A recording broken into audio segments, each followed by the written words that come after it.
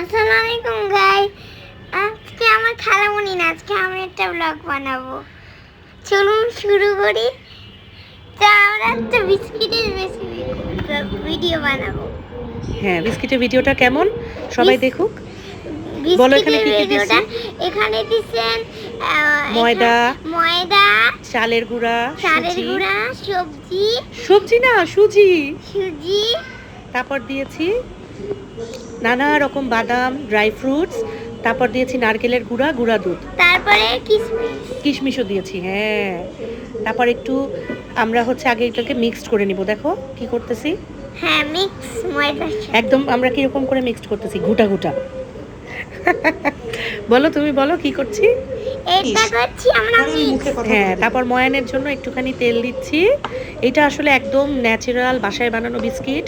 আমরা এটাকে আসলে আমাদের বাসায় যে আপা কাজ করে, উনি বিহারি মানুষ, তো তার কাছ থেকে শিখেছি। তারা এটা মহরমে রোট বলে।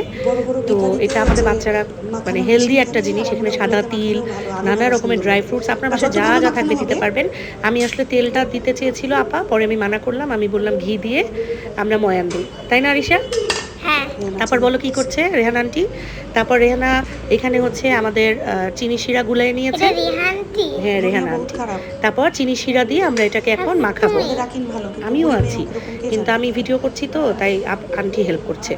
তারপর আমরা এটাকে এখন চিনি শিরা দিয়ে মাখিয়ে নিব। হাত দিয়ে? হ্যাঁ, হাত দিয়ে মাখাবো। হাতটা কিন্তু অবশ্যই ধুয়ে নিতে হবে, তাই না আরিশা? রান্না করার সময় হাত একটু মাখানোর সময় একটু লাগে, কিন্তু তখন কাজটা শেষ হয়ে যায় তখন ধুয়ে ফেলতে হয়। ইয়েস, শুরুতেও ধুয়ে ফেলতে হয়, তাই না? হ্যাঁ। এখন আমরা এই যে মাখিয়ে কয়েকটা পোর্শন ভাগ করলাম।